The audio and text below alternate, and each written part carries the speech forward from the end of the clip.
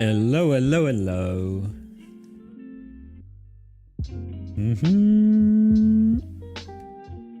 Hello. Okay, let me reduce the music as always. Hello, everyone. Oh, no.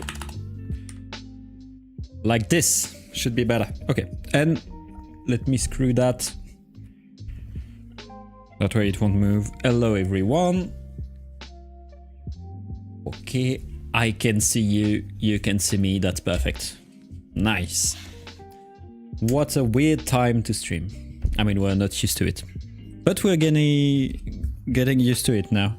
More and more stream every day, almost every day. One on Wednesday. It's been only 2 days since the last stream, so nice. And the next one will be on Monday. So yeah, we're gonna spend a lot of time together. Nice, I love it. Hello everyone. Good morning in Colorado. Yeah, good morning all over the world. Good morning, good afternoon, good evening probably. And welcome on board. So let me just see like this. Perfect, I can see you.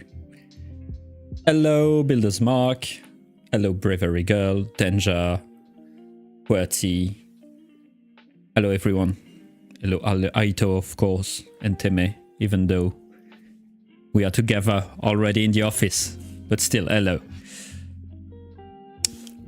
Okay, so what's the plan for today?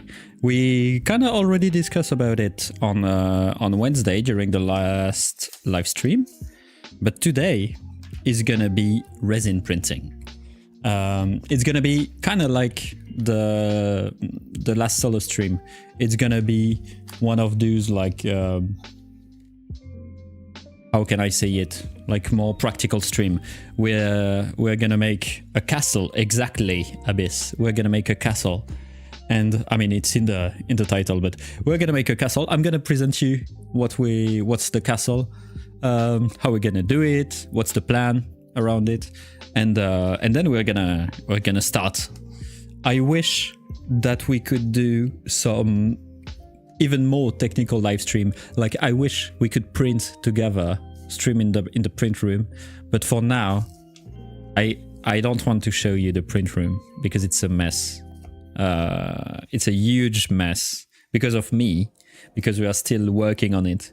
We are still implementing new thing, new work, like new kind of new workshop. Anyway, we will show it to you one day. It's just that now we cannot really stream in it. We cannot show it to you. It's too messy. Morning from the USA. Hello, hello. When is the release date for the drinkable resin? We already released it, so you can already drink the resin. The only problem with that is it's a single use, so you can only drink it one time and then it's done. You cannot drink it anymore. So technically it's already out. Please don't use it. Please don't drink the resin, and don't try it. Okay, I'm just gonna open this so I can have okay, you cannot see it right now, but I'm in a space shuttle right now. There is screen everywhere, keyboard everywhere. I'm kinda living the dream.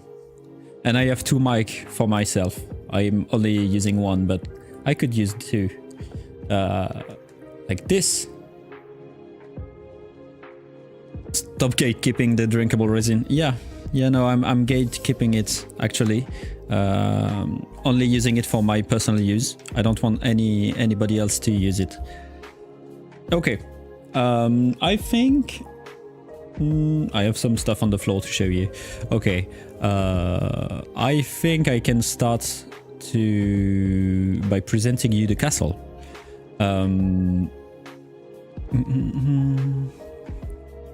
Let me just take it. Okay. And yeah, indeed, Builder's Mark, the room is a mess. You will see also because of what we're gonna do today. It's mostly a mess because of the resin. The resin printing is very, very dirty. So that's explain why it's such a mess. But basically what we are doing right now is we are making like new shelf, we are making new storage, we are equipping the workshop basically. And so it's a work in progress. Yes, you may email me and I will respond. I mean, I will try. But I think the best thing to do if you want to contact me is through Reddit directly. You just text Sunlu 3D official, and that's the best thing to do. Is there... I'm just gonna try something. No, there is no comment for... why am I tapping resin when I want to tap Reddit? Okay, there is no comment for Reddit, but I don't really use Reddit.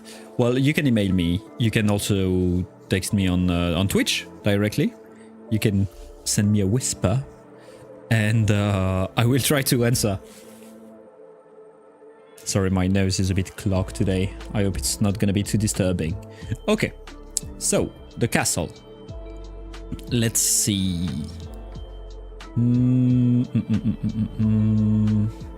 I have some pictures to show you, and then we're gonna look at the... Up. If I can open it. Okay, so when is the drinkable resin giveaway? Stay tuned.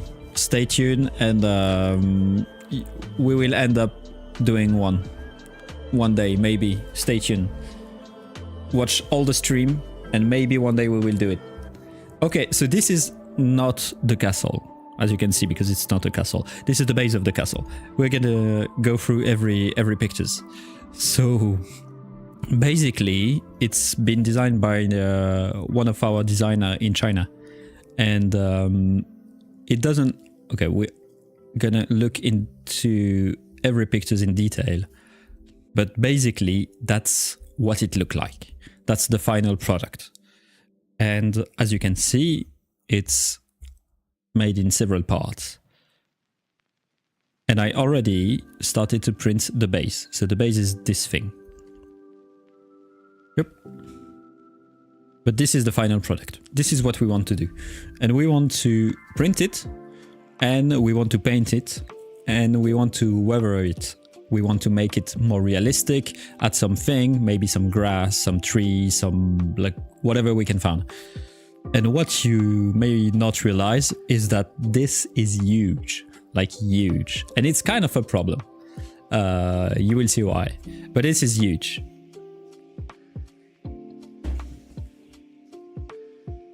Right, resin on the side of a drinkable yogurt bottle. Yeah, indeed. Indeed, drinkable resin. I'm kind of afraid that some people would take it too seriously and think that we can really drink the resin. So I might not do that because it's kind of dangerous and I don't want to go in jail. And I don't want to be fired. But you can do it at home. And hello CSS. Okay, so in my box, I already started to print some stuff that I'm gonna show you. For legal reason, this is a joke. Exactly. Okay.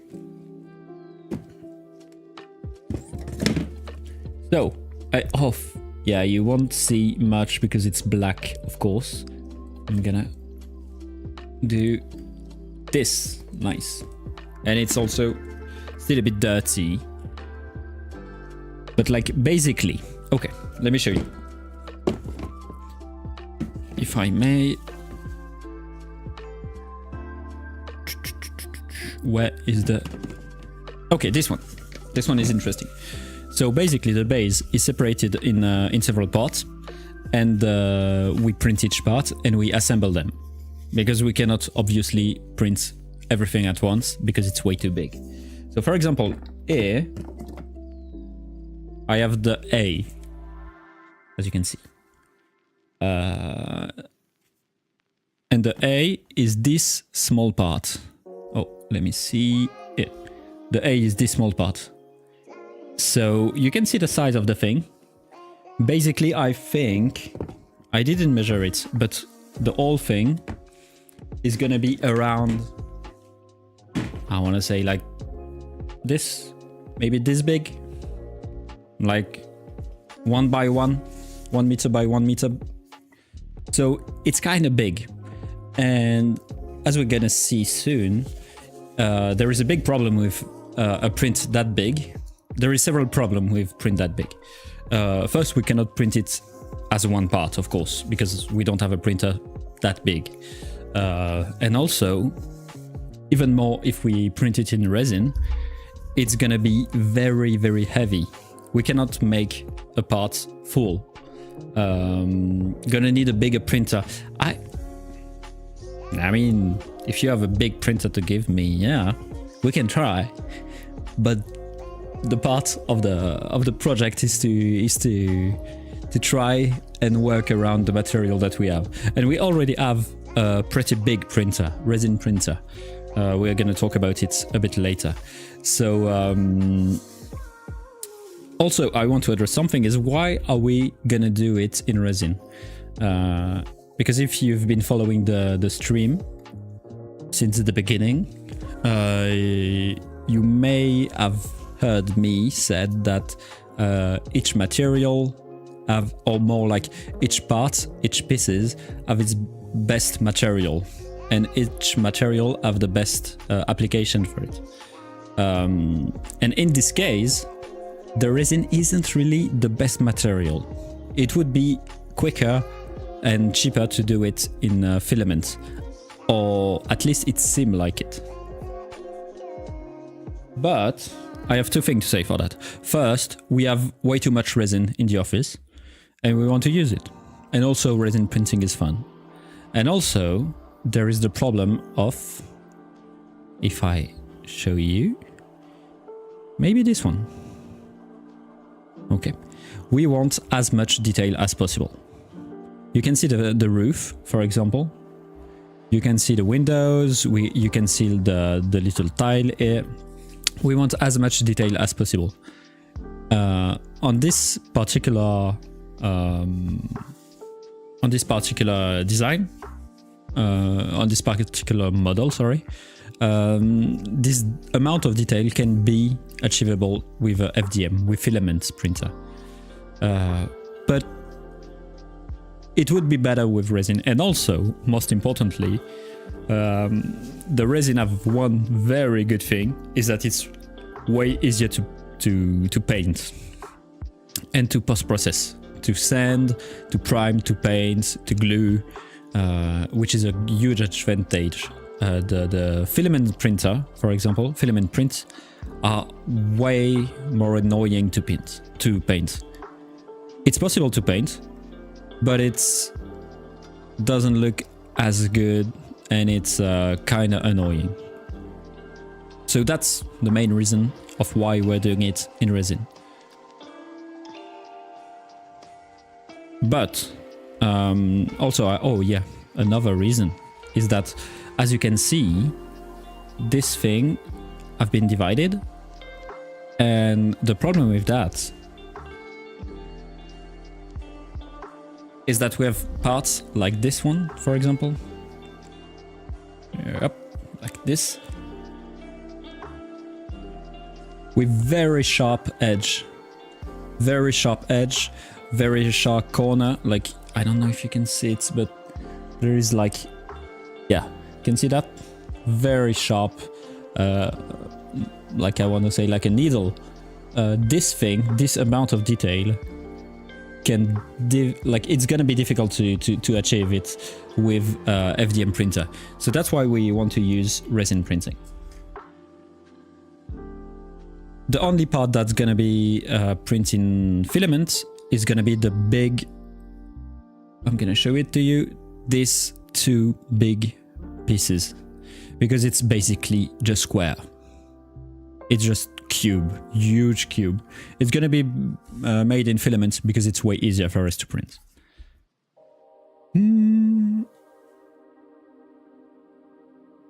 Working on a 1200 by 1200 by 2500. That's a huge printer. I kind of want to see it working. That's very big. That's such a big printer. Oh my god.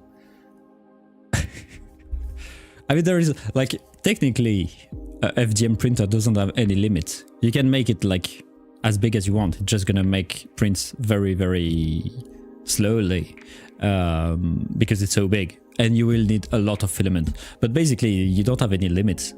I mean, almost no limit. A 12 by 12 by 25. I kind of want to see that. Sorry, I'm gonna read a bit the chat because I ignore you. Does resin use as much infill as FDM? It depends. I want to say no. And also, it's not the same infill as FDM. We are gonna see it quickly when we are gonna switch to the slicing of the model. But basically, resin is a different philosophy than FDM, and that's why it's so interesting. I want to say also that I'm new to resin printing. I'm way more used to FDM, to filament, so I'm still learning, and I'm gonna learn with you. But from what I've learned so far, it's a different philosophy, and it's interesting because the two complete each other, and it's very nice. Like I both love and hate resin printing. You will see why. But it's the result of resin is so nice. It's so nice.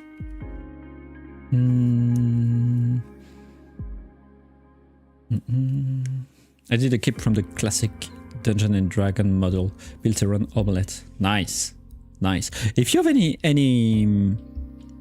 model, even if it's not printed, any 3D model, feel free to share them on our Reddit. Like, even if it's just pictures, if you don't want to show your model, but like we're always so pleased to see the print that you are making. Oh, and PLA, my printer is a MakerBot. Oh my god, a MakerBot. That's an oldie. And yeah, purchased in 2009 for 3K. Yeah, that's the kind of price we had at the time, and with a MakerBot, that's old school. But hey, if it's still working, then it's lovely.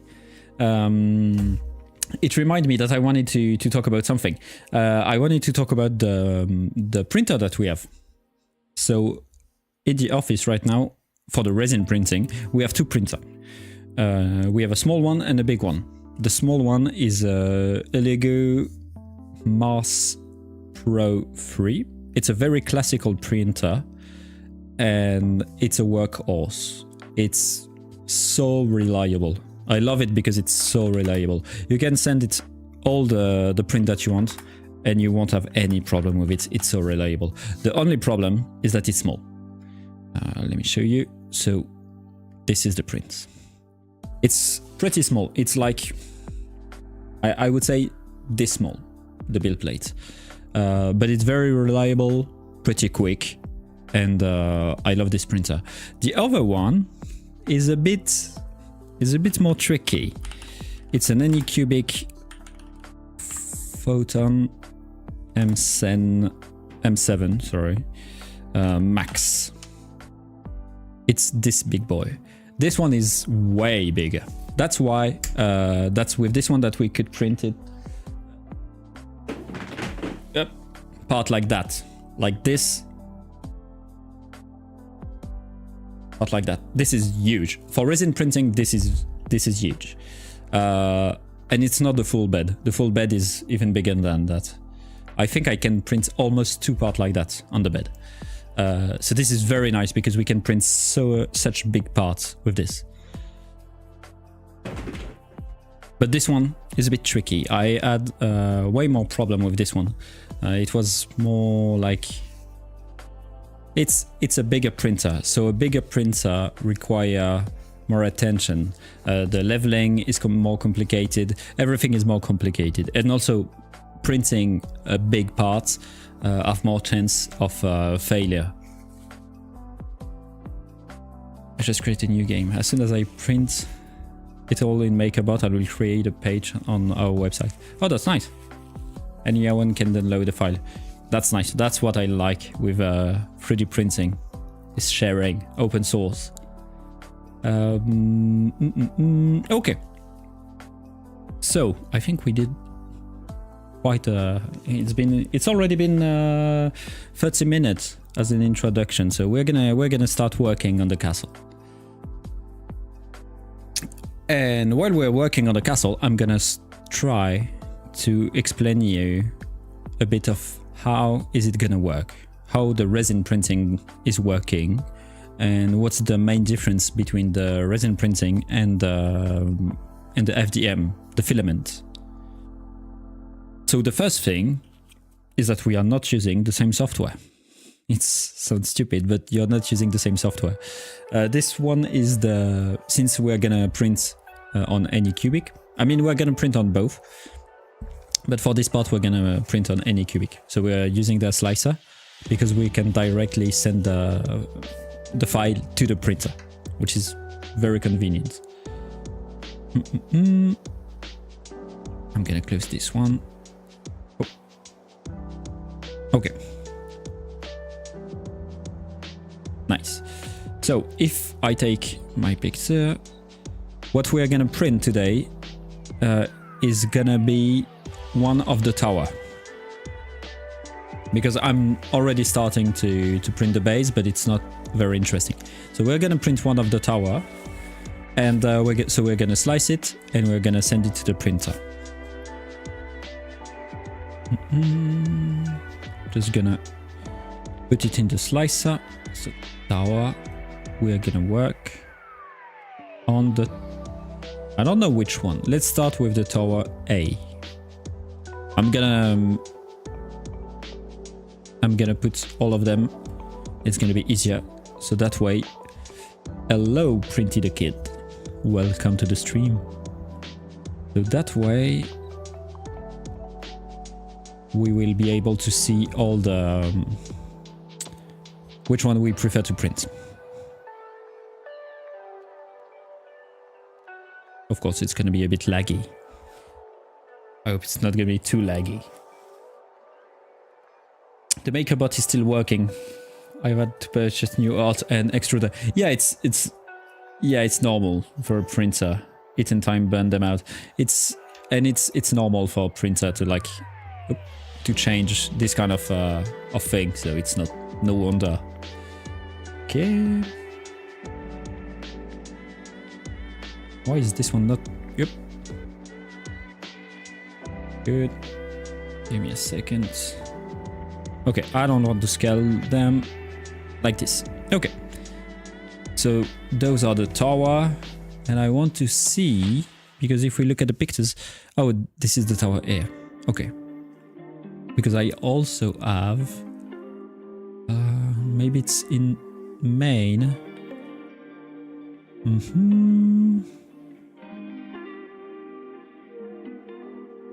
Yeah, we have some building here that could be interesting to print too.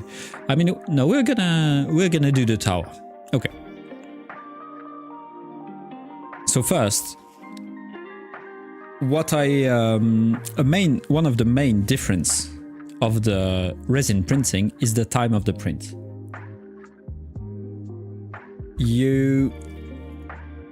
I'm gonna show you right away. It's gonna be easier than just explain it to you with Word. Okay. Oh, I'm gonna slice it. Okay. So this is how resin printing is working. Resin printing is working just like FDM, meaning you're doing layer by layer. The only difference is that you're doing it upside down first. That's interesting. And instead of deposing material with a hot end that will move around and fuse plastic and put plastic on the plate, what you do is that you turn on the screen at specific parts, and where the screen is turned on, the resin will harden. So the white part is where the screen is turned on. So you turn on the screen, it hardens the resin just here. You go up by one layer, you do the same. And layer by layer, you harden the resin like this. And then it changed the shape and you end up with a print.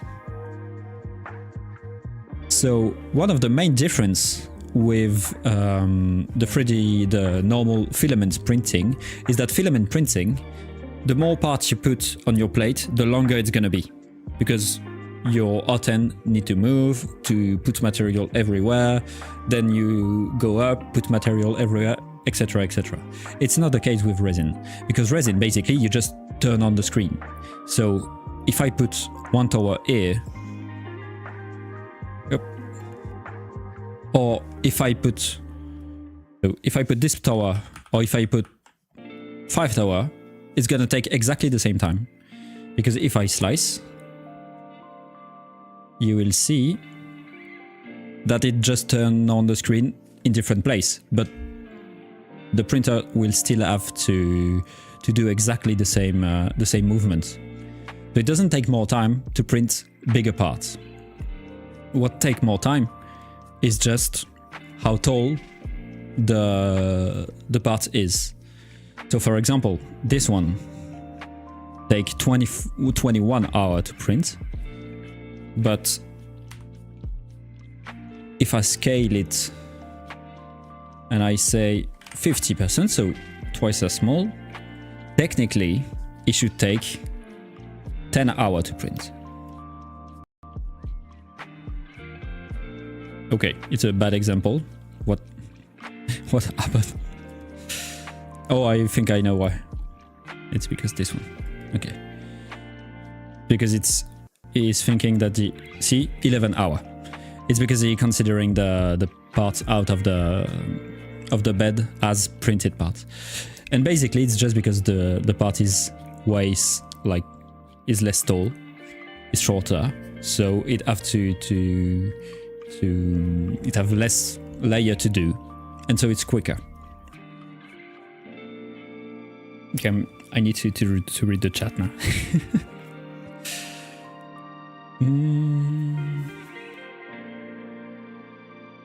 Oh yeah, you added your own ink bed. Yeah, because in printer that old, sometimes you didn't have heat bed, stuff that we are so used to have now, but or just like removable bed.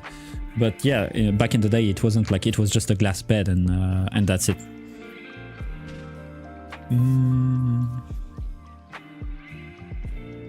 Increase the size by double, increase the volume by cube. Nice. Okay. So, no, I'm not gonna... Okay. This one is... I just want to see... This one is the A, this one is the A. Okay, I just need one A, like this. Okay, so meaning that if I put all of them here, it's gonna take exactly the same time. Like this. Okay, I can... well, I doubt all of them will fit. I can still try, but I doubt.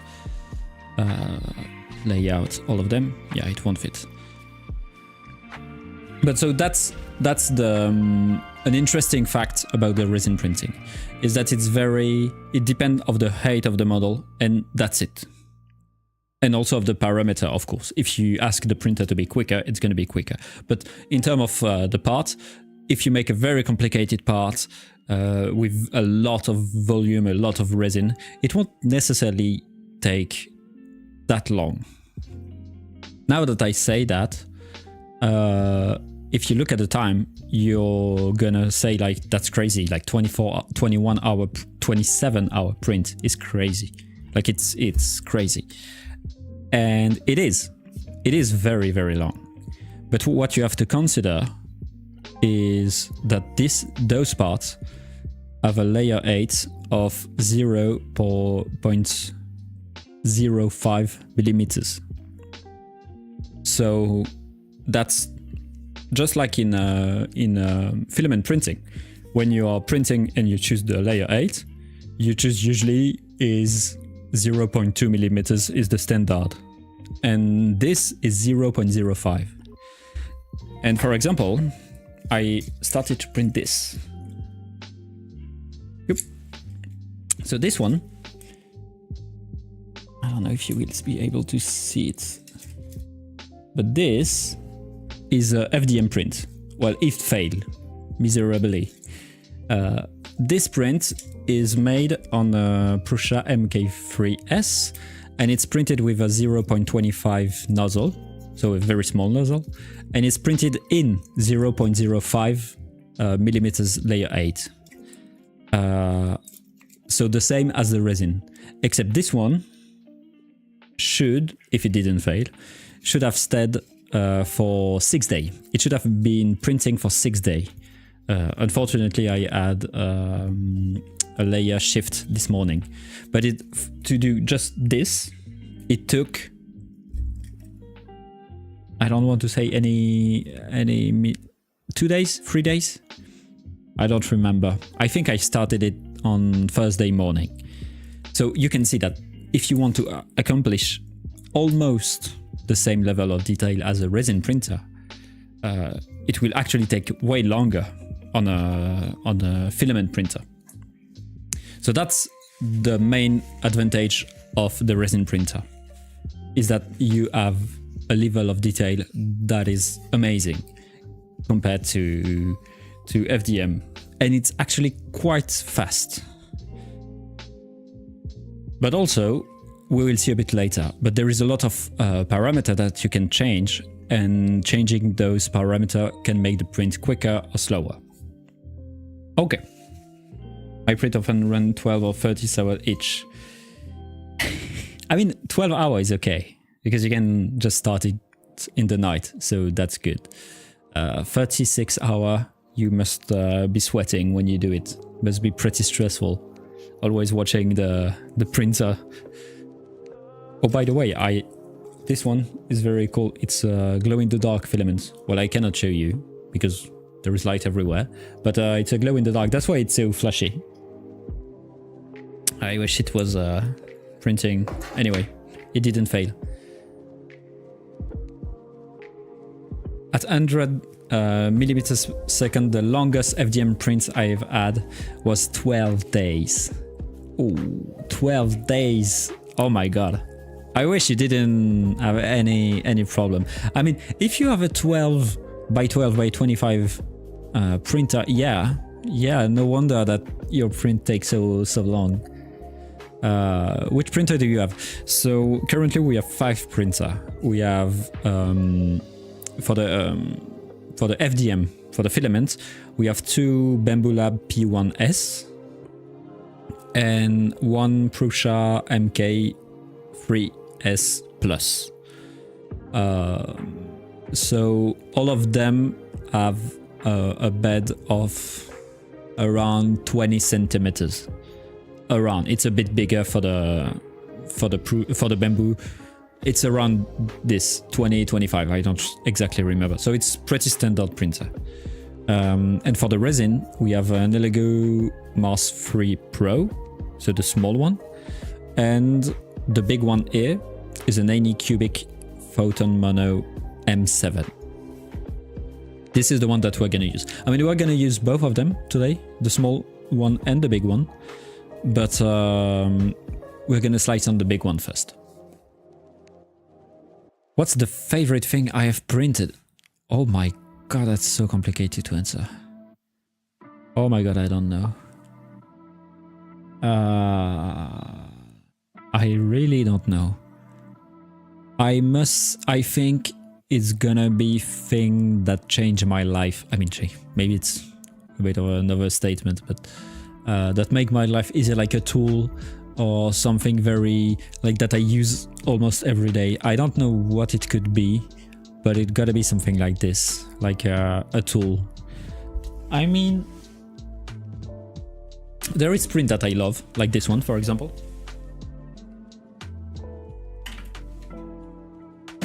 It's very simple, but I love it. It's like, because it's empty, basically. You can see, it's like, I think it have a lightning filling, so it's almost empty, not. And it's twinkly PLA, and I think the result is very nice. It's very simple. It's nothing fancy, but I feel like the result is very nice. Let me show you. Like, if we put a light in it, or would be nice. Anyway, yep. This one I like a lot, and currently I'm printing. I'm printing a new stream decor, so the background is gonna change. It's gonna be. You will see. I don't want to tease you, but we'll change the background with a lot of 3D printed stuff. And so there will be a lot of nice prints in the background. So many fail. One last night the print failed to grab the surface and my extruder was angled in PLA. Oh yeah, I know that. It's that, and then you go in the morning, you go see your printer and there is a huge blob on your extruder and you have to change the thermistor and everything. It's infuriating. Is there a resin version of layer shift? We will see that there is a lot of problem with the resin. There is layer shift. It's not really layer shift because I'm gonna show you a picture. It's gonna be easier to. Where is it? Anyway, I'm gonna take this one. Yeah, like this.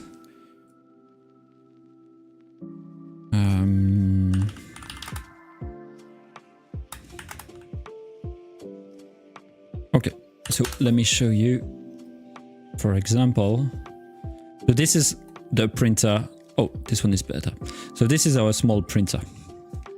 Basically, as you can see, it's very simple compared to FDM printer. There is not much moving part. There is one moving part. It's the build plate that's starting in the resin tank and slowly lifting. Maybe I can show you.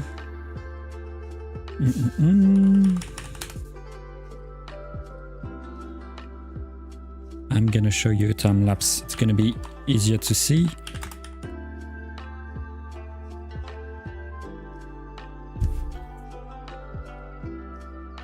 Okay, this one.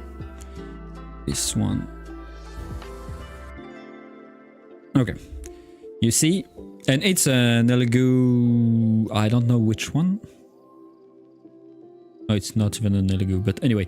And you see, so basically it's reverse compared to FDM printer. The build plate move, and it's reverse, like it's head down. It's obviously a time-lapse, very, very quick. But you have an idea of what's going on.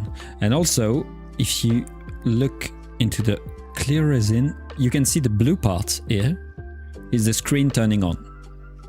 It gives a blue hue. And so where the screen is turning on, the resin is going to harden. Like that. So what I want to say with that is that technically, there is only one moving part on the resin printer. It's the bed, and the bed usually have this one have two slider. The Elegoo have only one slider, so there is not much movement. If everything is fixed tightly, you won't have much movement. So there is no reason to have a layer shift, just like the FDM would do, where basically you lose your home. But it's very, you have other issue. I'm gonna give it to you once more in the chat. it's this one. I gave it to you on Wednesday. Here. And here. Like this. This is the guide for resin printing.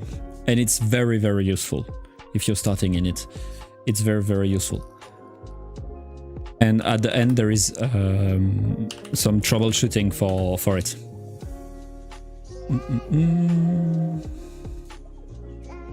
That's why I forgot to answer you. I never tried the Elegoo Orange. I didn't try Elegoo FDM printer. I never tried, only resin printing.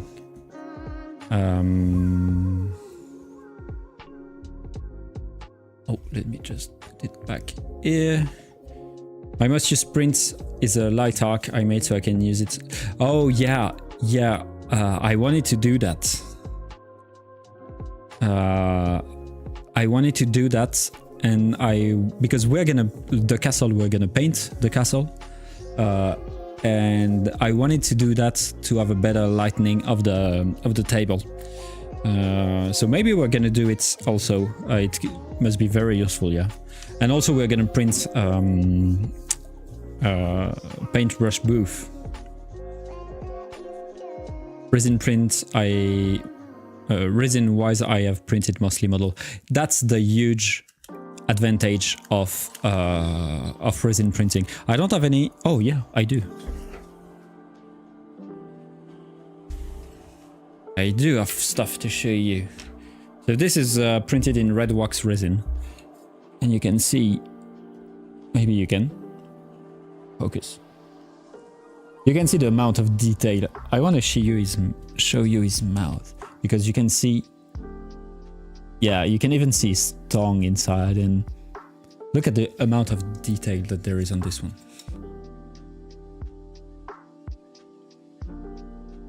This is an amount of detail that you cannot reach with FDM, and it's so easy to post-process, to send. For example, it's very easy to send and very easy to prime and to paint. So it's the perfect thing to do figures and magnetars.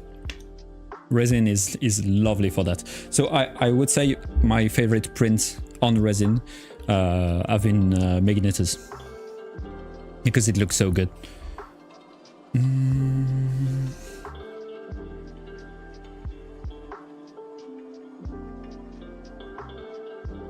Exactly, George is right. There is no layer shift technically, but sometimes the layer is not curing properly.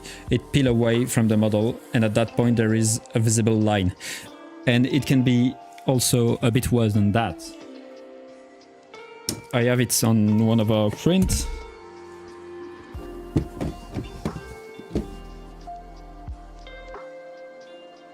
Well, you can kind of see here. No, it's not this one.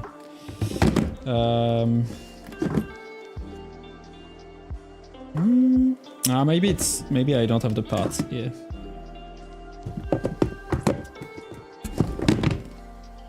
No, I don't have it. But you can have some crack too in the model. Basically, there is different problem on resin printer. There is problem that you don't have usually when you're printing with FDM, that you have problems specific to the resin printing. That's what I try to say. There is no X, Y movement, but there is a Z movement. Exactly, that's exactly that. And it can cause a gap in the print. Personally, the biggest problem I had was the printing not sticking to the bed. The print not sticking to the bed and the print falling while printing. And that's a problem that we usually, the print falling, that we usually have with the bigger printer. Because the bigger printer mean bigger print, and bigger print mean heavier print. It sounds stupid, but that's like physics. And so if you have a heavier print, there is more chance that it fall and it break. So for example, if I show you the video like that, because it's printing upside down, usually you need to put support. And let's take this. Let's take, I don't know which one I can take. This one was nice, I think. See, like this. Okay, so sometimes the print, so it's not the case here, but sometimes the print is only on support. It's not directly on the build plate. And so this, if the support are not strong enough, don't hold the model strongly enough, and the model is too heavy, it can fall and stay on in the tank. So that's the main issue I had.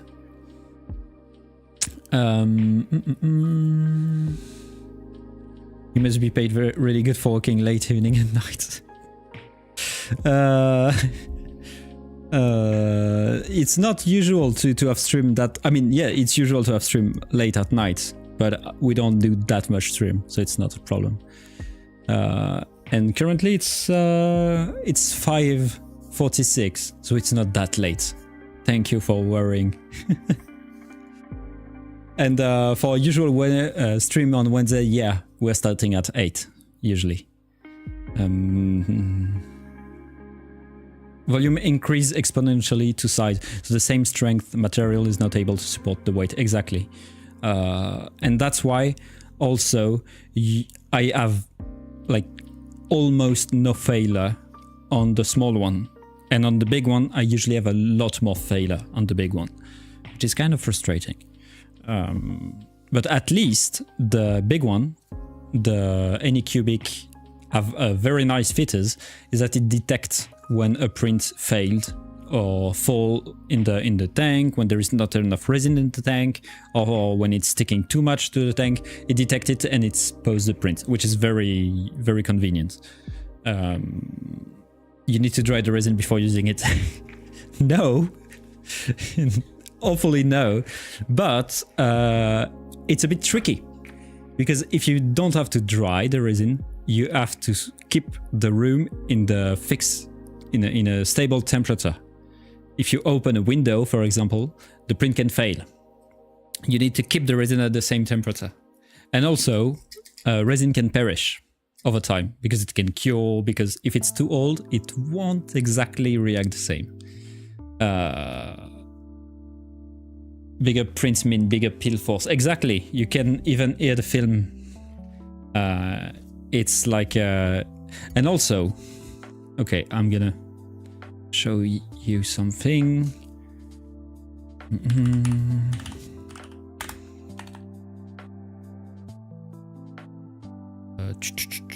I don't know how to write. That's my problem. Okay.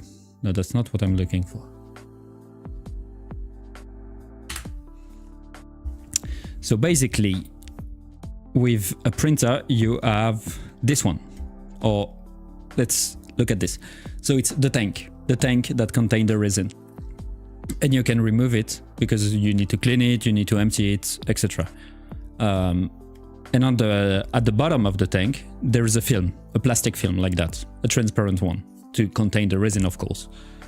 And the bigger it is, since it's plastic, it's kind of flexible. So if it's too big, it's gonna flex more in the middle. If it's smaller, it's gonna flex less. So for example, on a bigger printer, you have to pull more in order to detach the model from the base.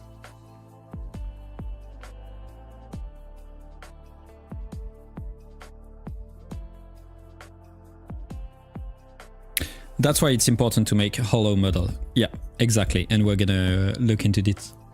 I mean, I'm gonna try to slice it now. Do industrial grade 3D printer use the same filaments as consumer grade filaments? Yeah. Yes and no. Depend of your printer and depend of your application, because some 3D printer use pellet. It doesn't use filament. It uses directly like a little part of plastic. So it's depend of your printer. But for example, in my previous job, we had a print farm, and it was MK3 and MK4, so Prusa. So the same printer that you have, and we were using filaments. Like at the end, we switched to 3 kilogram spool, but it was normal 1.75 millimeters filament. It was the one that you can find everywhere.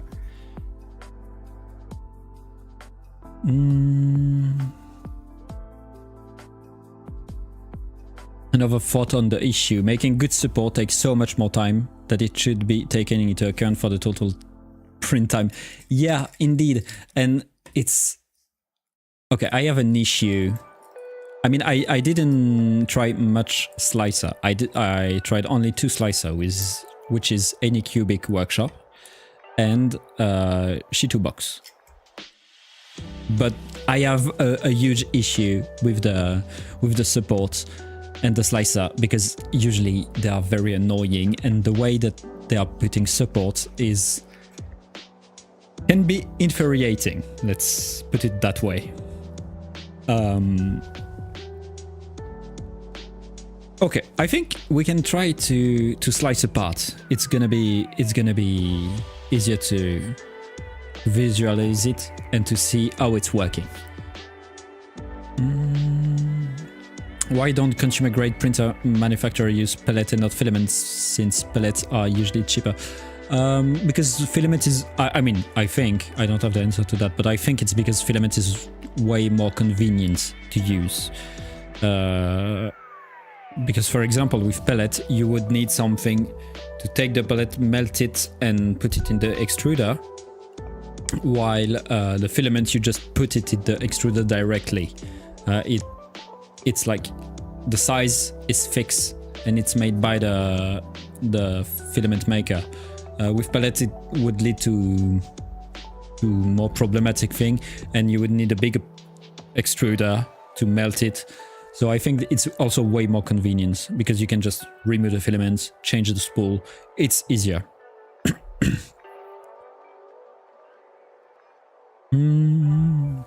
G2Box has worked better for me on the AC mono. I mean, I like Anycubic Workshop because I can remote print it. That's it. I can send the print directly to the printer. Maybe I can do it on G2Box, I don't know. But that's why I'm using Anycubic. Because you don't need a hopper and a melting pot. Exactly. It's very convenient. And that's also what's very nice with filament instead of resin, is that you want to change color, you want to change material, you preheat your hot end, you remove it, you put the new spool, that's it. With resin, first you put your lab coat, you put your gloves, you put your mask, your protective goggles, you empty the VAT tank of the resin that you need to filter into the bottle. You clean it because obviously there will still be resin. You need to be careful to not scratch the VAT. You need to be careful to not put resin everywhere. You put it back, you put the new resin, and it's way longer. It's very messy. Okay, so the tower. Let's do this. As you can see, we have a lot of space, so we can put as much as we want, basically. The only thing that will stop us is how much resin it will take to print. So currently, the Anycubic have a tank of 1.4 liter, I think, resin. I think. Sunlight will cure the resin, but an ultraviolet light will do it faster. Yeah, exactly. We will talk about the post-processing a bit just right after slicing it. But yeah, you need to cure the resin after printing it too. Yeah, I didn't talk about that, but yeah, with the FDM printer, you print your part. When it's done, you take it out, and that's it. With the resin printing, you need to take it out, clean it, cure it, and that's it. But like it's a lot of work. Okay, let's for now let's just slice it. No work, nothing. And we will see what's the problem with just doing it that way. So, let's see. So this is what it looked like. As I said earlier, the black part is when the screen is turned off, and the white part is when the screen is turned on. So as you can see, when the screen is turned on, there is resin that's gonna harden. So right now, it's gonna take 4.8 liters of resin. It's a lot. It's a lot. We cannot do that. We have an auto feeder on the printer, but even with an auto feeder, it won't be enough. So it's way too much. We need to reduce the amount of resin. And also, because we have 7 tower of 5 liters, basically it's almost 1 kilogram per tower. It's way too heavy. We're gonna use way too much resin for that. So we don't want to print it like this, because it's basically full of resin. It's way too much. So what we need to do is we need to hollow the tower, because we don't need resin on the inside. Basically, we just need the wall to be filled of resin. What we're gonna do is we're gonna use the hollow function.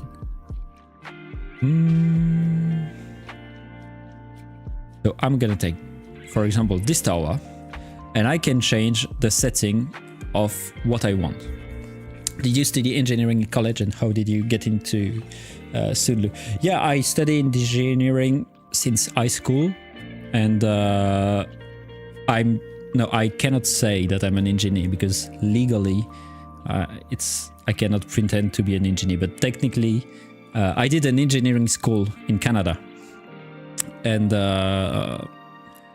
so I have an engineering diploma, if that makes sense. It's just that legally I cannot call myself an engineer till I passed. Anyway, it's a whole thing. It's just like doctor. But yeah, I studied engineering in college, and I start working at Sunlu in November, October, something like this, because I had to come back to Europe, and so Sunlu was opening an office in Europe, and that was perfect. With a Sunlu eye clear resin, I've been letting the print drip out a strong angle, not washing it, and then curing to create clear panel for like window pane. If it cure, then it throws out. Yeah, that's very interesting. Because there is translucent resin, there is transparent resin, clear resin. But the problem with them is that if you clean it and cure it, it will be not as transparent. And so what you need to do is put a clear coat on it to make them transparent again. So just letting it drip and curing it right away like that would work a lot, yeah.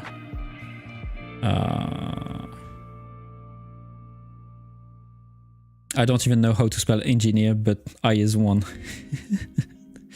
Engineer is hard work. What is my major? It's mechanical engineering. It's very classical thing, very general major. I have a specialty in manufacturing. Retard the last part. If it wash, then it throws out. Sorry. Yeah, exactly. It need to. You have to not wash them in order to have this clear coat on it.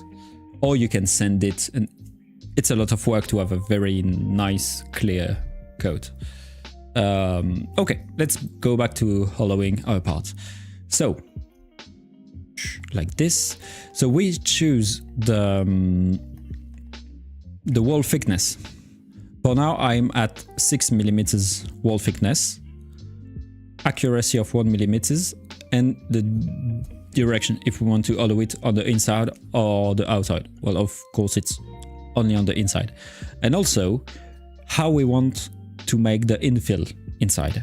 If we want what the shape of the infill, or if we don't want any infill at all. I'm gonna choose no infill to show you, but I won't use it. So once we allow the thing, it looks like that. It's a hollow part with 6 millimeters wall. The problem with this is that if I take the slice, why did I choose Canada? Isn't Germany the hub for engineering? Well, I'm not German, I'm French. And Canada, I was in French Canada, so French side of the Canada. So it was easier for the language. And I wanted to visit Canada. It was nice. And also the school had, it was easier for me to access this school with my own school in France. So that's why. Okay, so here there is a problem that still didn't really talk about it since the beginning, is the support. Basically, on filament printer, you can have way more overhang than on resin printer. So I'm gonna show you, I'm gonna try to explain you why. Basically, you can have overhang like this with an angle, but a huge overhang like that probably won't work or won't work nicely. Why is that?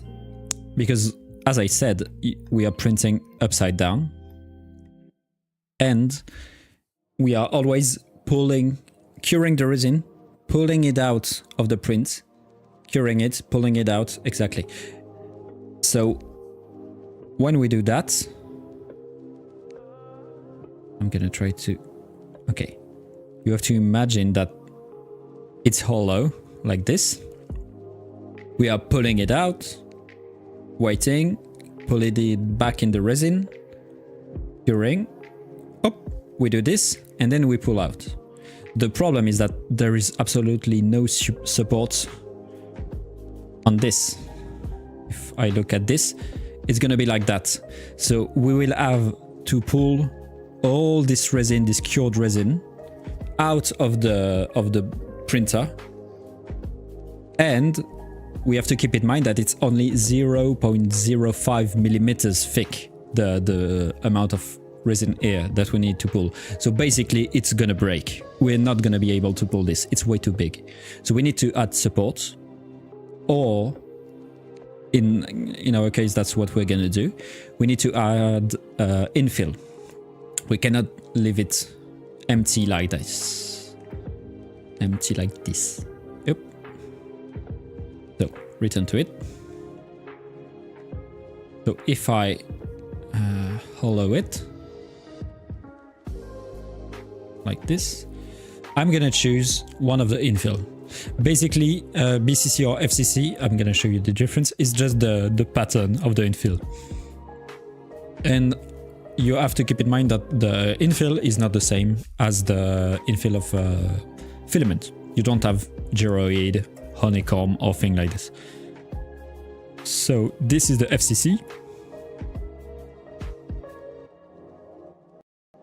And the BCC is lighter, is a lighter infill with without connection in the... it's a different kind of infill. Like this. I like the FCC, so we're gonna put the FCC.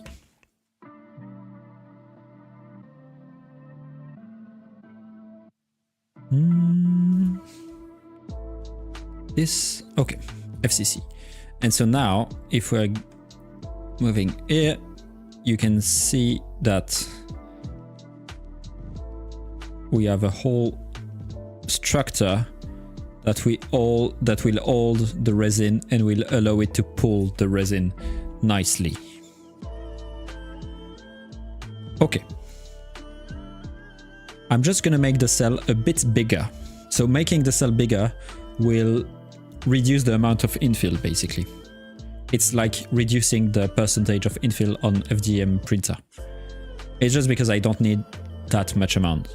Even more since the walls are so thick. Maybe not 20, maybe let's say 15. Just want to see how it look like. And also, I'm gonna put 2 millimeters of accuracy.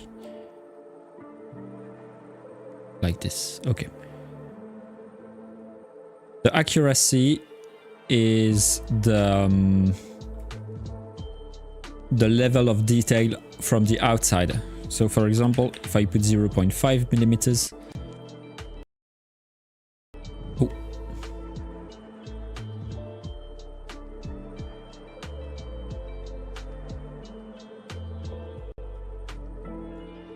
Whenever the computer is working, it's kind of laggy. I'm sorry for that. You can see, yeah, you can see that it have way more detail on the inside of the thing. It doesn't really matter because we don't see the inside. But that's 15 millimeters, and I think it's gonna be enough for the infill. Okay. But now we have another issue. It's that we have to keep in mind that when it's hollow, it's gonna be filled with resin because resin is liquid. So since it's gonna be printed like this, it's gonna be full of resin, the inside. Not full, but there will be resin at the bottom. And when we will close this, resin will be stuck inside. So we need to get rid of the resin. And in order to get rid of the resin, the good way, I mean the only way, is to simply make a hole. And what we do to make a hole is we try to hide it in order to not see the hole. So for example, what I could do is do that. Okay, now I have a hole. But I won't do that because I will have a hole in my model. I don't want to don't want to have a hole in the middle of my model. So we need to find place to put hole without disturbing the model.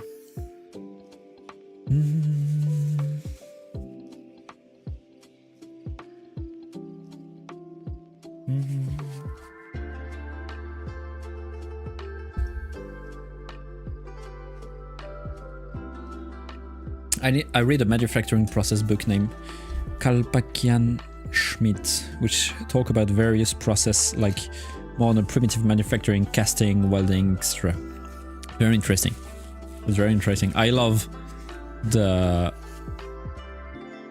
welding, and I mean metal work, and it's often very interesting to, even if you're not going to use the technique directly, it's often very interesting because you're going to use it in other field, and while building you will think about how it's gonna work. It's kind of like always when you're modeling something, you always have to keep in mind how is it gonna be made to make it, and in order to think about that, you need to know how things are made. What book source would recommend reading about some newer manufacturing process incorporated in today's world?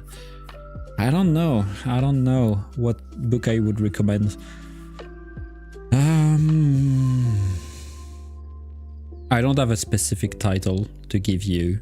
There's a lot of engineering book about manufacturing process. The problem is that they are often very expensive. But I don't know which one I could advise you to buy. Proof of drain all, just include them in your model. So yeah, no, the roof don't have drain hole right now, and we could include them in the model, but now I don't want them to be visible. So there is different solution.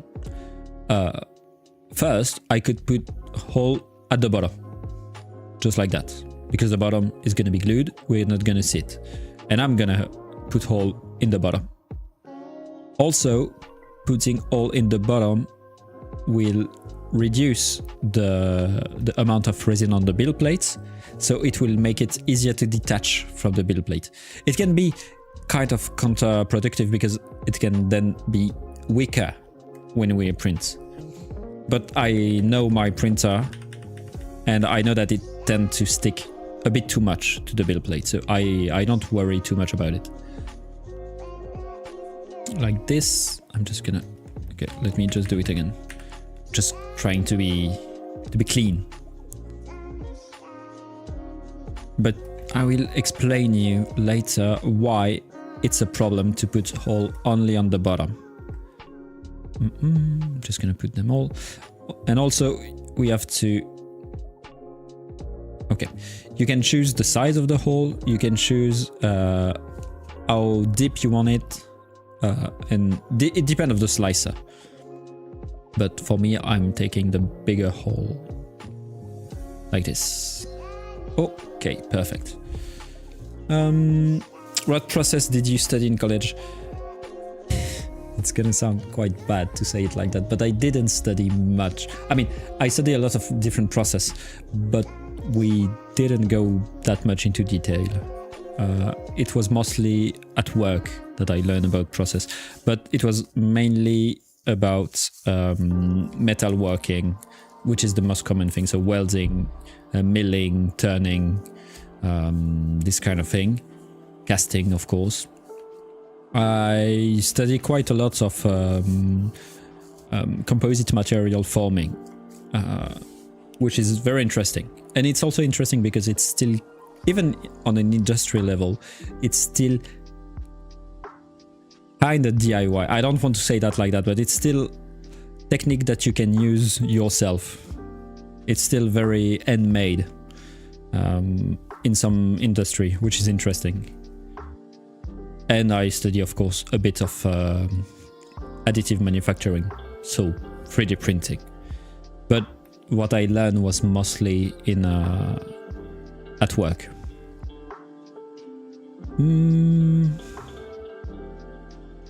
Okay, so now we have hole at the bottom. I don't give intuition exactly. And it's very important for engineering and modeling, designing. So now we have hole at the bottom. The only problem with that is that when we're gonna print, resin will be stuck at the bottom, and so the print will wait, and we'll have resin at the bottom that will wait. And when I will detach the print and turn it upside down, all the resin will flow in the hole, which is what we want. But also it can be quite messy for me when I'm manipulating the printer. The best thing to do is to put a drain hole here. That way, when the print is finished, it will, since it will rest for sometimes, the resin will drip through the hole, and when I will come to remove it from the build plate, there won't be any resin left in it, which is nice for me. It's not mandatory, but it's nice for me. So it would be nice to put hole here. So what we can do kind of an intermediate solution. We can put hole where it's not visible. So I could put hole here, for example. For that, I need to reduce the size of the hole. 2 millimeters. Let's put 3 millimeters. I could put hole here, for example. Like that. It will be nice for me because it's not visible.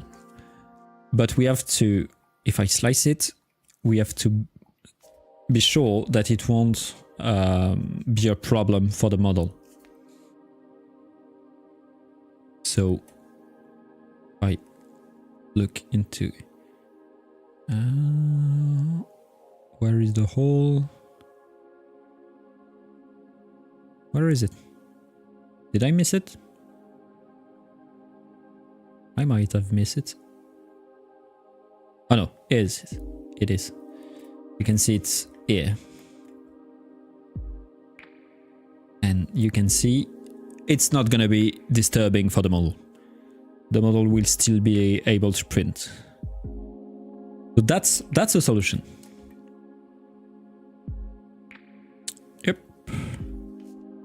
all identical. Exactly. You want to hide the hole. Or, as Danger said, angle the hole to match the slope of the bastion. You can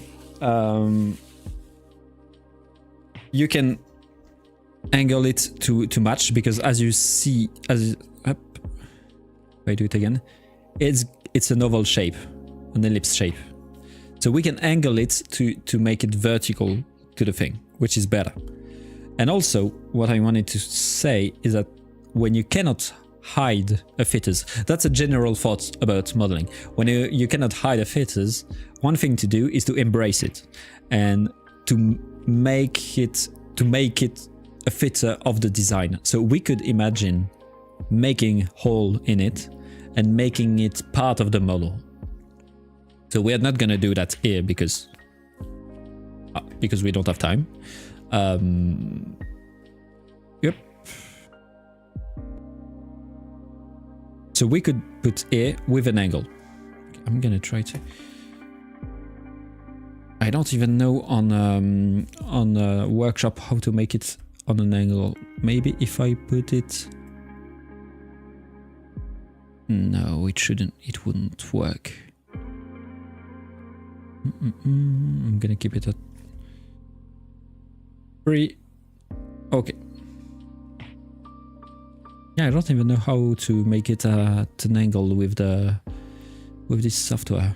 Well, it doesn't really matter. Maybe rotate. How do you rotate the hole? Because basically it's being like normal to the surface. If you know how to rotate it. You see, it's always going to be normal to a surface.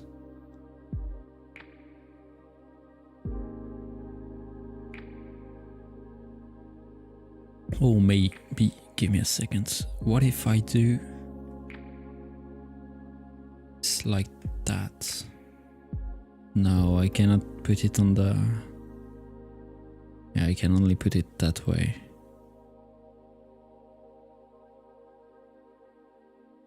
Well, anyway. Yep. So I could put hole here. And also the problem with making it vertical is that maybe I'm gonna hit the wall, sorry. So I need to reach the emptiness, the hollow of the part. I don't know your software, but you are on the move tool, try selecting rotate tool to the left of the data sheet. Yeah, the rotate tool, the problem is... Oh, fuck. Rotate tool is... I doubt maybe I can? No, see, it's only to rotate the part. Anyway, it doesn't matter. I think what we're gonna do is we're gonna make hole at the top. We're just gonna make it small, so it's not visible. Yeah, Builder's Mark is right. If you plan on painting this model anyway, the ideal solution may be in the top and then fill them after it, like before painting it, filling it. So I think that's what we're gonna do. We're gonna make a hole here. We're gonna make small, like a few small hole instead of one big hole, because it's gonna be easier to fill. If you put too much, I mean, we could print a plug, but it's a lot of work. If we put too much paste, it's gonna crack. We're gonna make small hole. So I think 3mm is nice. Okay, so can you make square hole? Not on this one. Yeah, I can technically I can change the pattern, but maybe they're gonna do it in another update. I cannot do it on any cubic workshop. I can do it on Shitbox. I can put hexagon or square, but not on any cubic. Doesn't really matter. Very top block. It's gonna be on this one anyway, because if we slice, you're gonna see that those parts, I think, maybe I did it wrong, but I think those parts are full. Yeah, you see, it's full. It's full, so anyway, there won't be any resin dripping from them. we need resin here.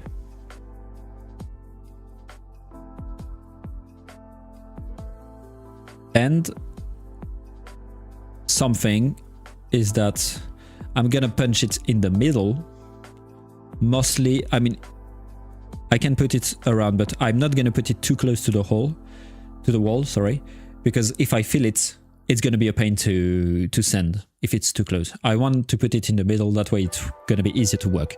So I'm gonna put, let's say, 1, 2, 3, 4. It's kind of ugly. So let's put one here.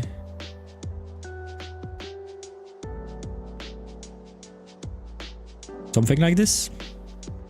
Up. Let's say something like this. You know what? I'm even gonna change it once more. I'm gonna make something with a bigger inner circle like that. That way, there's an angle, so it's gonna be easier to for the resin to drip. It's gonna be a bit more annoying for the mastic, but it doesn't really matter. Like that. Okay. It would be nice if the slicer allowed parametric hole punching. Yeah, it would be nice. And I don't know why, but for example, you cannot be bigger than 10 millimeters, which is not as big as you might think. So yeah, it's a work in progress, I guess. And also it would be nice to have a dark mode on the workshop. Anyway, so that's it. And so now the resin can drip through the hole, which is what we want. I need to look at the time because, oh no, it's good. So now we're gonna empty every one of them. What's nice is that it's keep the same parameter. So I just need to select them all. I think I can even select them all. Well, I need to stop talking when it's working because I think it's gonna lag. Okay, apply update.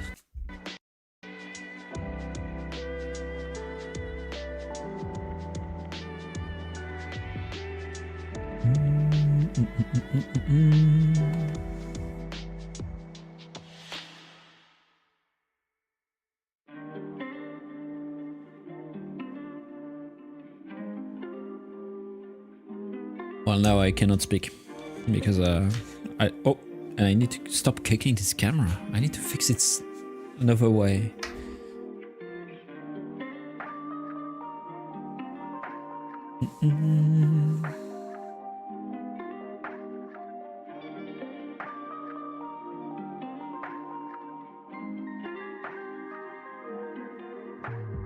Almost done.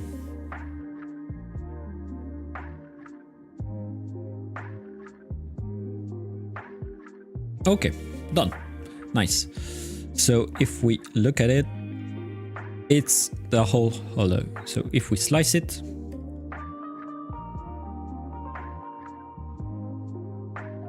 it's gonna give us the amount of resin that we need. And I'm gonna try to match it. Okay. So you can see that we need 2.4 liter of resin. It's too much because right now we have a resin feeder on the printer, but it's not working. So I don't want to use it. So I'm gonna remove, I think, I'm gonna remove the smaller tower because since it's gonna be on the weekend, I want to keep them for later. I want the taller, that way it's gonna be I don't mind if it's long. Okay, slice.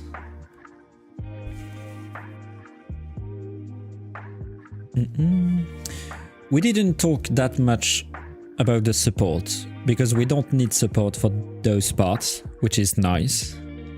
But usually, I'm still gonna remove 1 or 2 tower, I think. This is 300 gram. This is okay. So I'm gonna remove the C, I'm gonna remove the D, G, E, I. No, oh yeah, I maybe. Should I remove the I? B, okay. And this one, which is the A. Okay, so now we have 4 tower like this. What does it look like? Maybe I'm still gonna remove a third one. Only keep 3 tower. It will reduce the amount of problem. I don't remember how much resin we do have. So just to be sure, I'm gonna remove this one too. Okay. It's gonna be easier for the printer, less problem. And anyway, I'm gonna print some more in the weekend. Okay.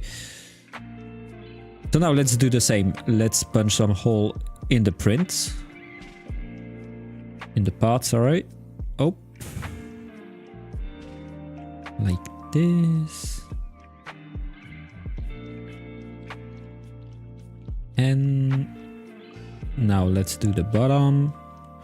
So the bottom is not that useful. It's just that it's gonna help me clean the part. It's gonna help me like this. It's gonna help me remove the part from the bed.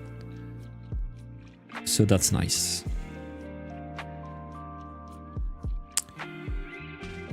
Sometimes it doesn't want to make it for whatever reason. Shell is too deep. Let me... Okay. Come on. It's the same. Why don't you want to...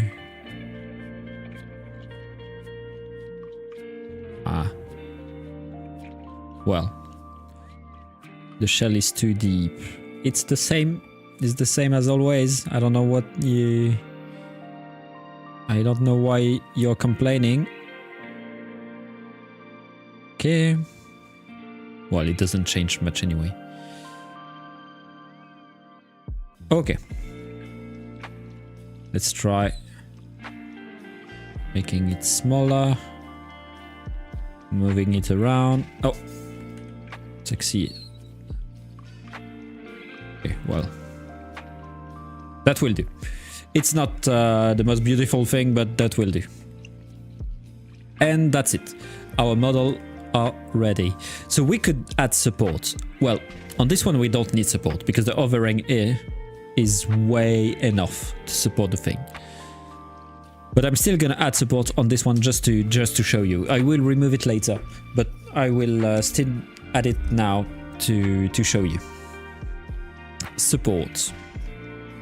So we have on the basic support script, we have 3 kind of support: heavy, light, and medium. It's basically the strength of the support. If you put a heavy one, it will be attached more strongly on the model, so it will be a bit harder to remove, and mostly it will leave more stuff on the model. I don't have thing to show you. No, I don't have, because I don't think we will see any support on this one. I mean, we can kinda see it in some place, but I'm not even sure it's support. I won't be able to show it to you. But basically, supports make tiny dots on the model when you remove them, and you need to send them. If you make light support, it will be easier and almost invisible. If you make heavy, it's gonna be more visible, but it's gonna be stronger. That's up to you. You have all kind of parameter for the support, and then you have the Z lift. This is interesting. So generates automatic support, and we have this abomination. Okay. So the Z lift is basically gonna lift the model from the plate, and it will put support underneath it like this. It's not useful for this print because this print have a flat base, so the flat base is exactly what we want, and we're gonna put the flat base on the bed. So that way it's very strong. Putting it on support will make it weaker. But sometimes, depending on the geometry, if you don't have a flat base, for example, or if you have a model like that, you want to make support because you don't want anything to be on the bed, otherwise it's gonna be flat. So you want support, so you want a Z8. We can also remove it. Put 0, and that way you will see it's gonna be flat on the bed. So it's still gonna make some kind of brim, which is annoying. And then it's gonna make a lot of support all around it. An interesting fact is, as we talk about in the I was about to say in the morning, but as we talked about earlier, is that what matter in terms of time is the height of the model. It's not the complexity. So if you put a lot of support, it's gonna take exactly the same amount of time. The only thing is that it's gonna take more resin, but it's not gonna make the print longer. The only thing is that it's not useful. It's clearly not useful here. And also, when you put support, automatic support, it put it even inside the model. And for obvious reason, you cannot remove it. So we're going to remove all support because we don't need it for this one. And we're going to keep it like that. If you print flat on the bed, the hole on the bottom of the model won't function. Yeah, of course. It's gonna be plugged basically. That's why we put hole on the top. What we want. Why am I putting all on the bottom of the model is for two things. First, for me, it's easy to remove because I know that with the setting I have currently, it's sticking quite a lot to the bed. And it's mostly because it's easier to remove. It's easier to clean. If I have hole at the bottom and a hole at the top, it's gonna be easier for me to clean. Like, because the alcohol and the cleaner will go, like, the air will be out of it. If I didn't have any hole at the bottom, or only hole at the top, it's harder to clean. Just like when you're turning a bottle upside down, you know, the air need to get in, and so it's make it harder to clean. Why isn't it fast? Why isn't a fast printer not the first choice of people?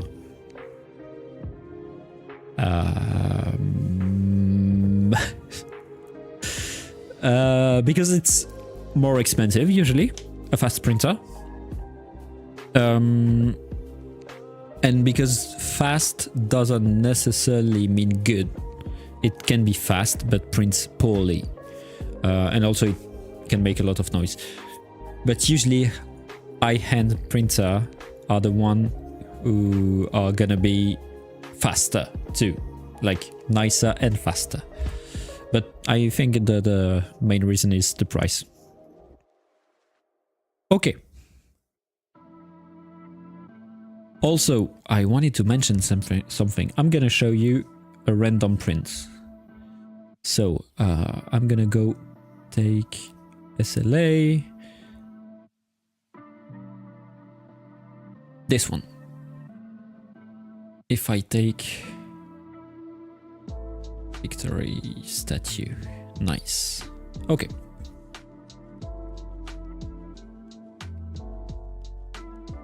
Okay, so this is a print. Well, it's a bad example because the print is straight. Oh, the benchy. Okay, let me delete this one. The bench is a good thing. You see, the benchy is printed not flat. We could have printed it flat on this base, but if we print with an angle, it makes it kinda easier to print, because that way, there is less overing here. I mean, for this one, I made it very quickly. The angle is quick. I don't know if the angle is right, or I didn't really think about it that much. But that way there is less overing here, so it's gonna be better. And we could have printed it flat. Yep. This way. But then there is more overing here. So you have to choose. And also, if I'm gonna make it on the tower. No, no Banshee. Yes, Banshee. Now it's open source. You can use the Banshee as much as you want. Don't worry about it. Oh, I'm always kicking the camera.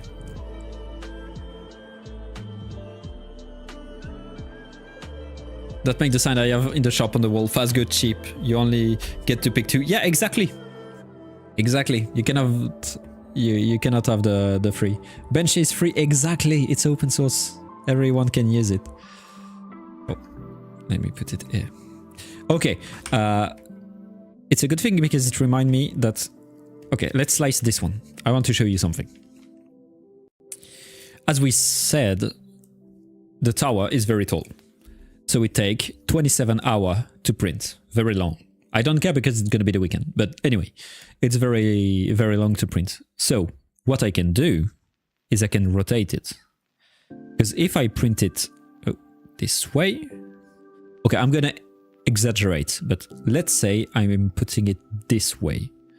You can see that it's way... We lost all the height of the tower. So if I print it this way, it's going to take 27 hours because... Give me a second, I'm just gonna... how can I... Why? No, I want to print this one. It's because those are still considered as part of the print, even though it's not part of the print. How can I... Can I do that like this? It's a bad example. Nice, perfect. It's gonna take 9 hours. Because you're only, basically, you're lifting way less the model. Like this. So that can be a solution. The problem with that is that since it's printed like that, you would need support. And you would need a lift. Because you don't have any flat parts. It's a solution. We can do that. The problem with that is that there is more chance that it's gonna look ugly. Because you are printing on, like, you can see the weird shape of it. So we're not gonna do that. But that's interesting. That's interesting to do. And I'm gonna put it... I'm gonna show you again with another thing. For example, this one. Let's say this one. I don't know. Let's see. I have to look at the time because I still have to go home. I can't stay all weekend long on the computer.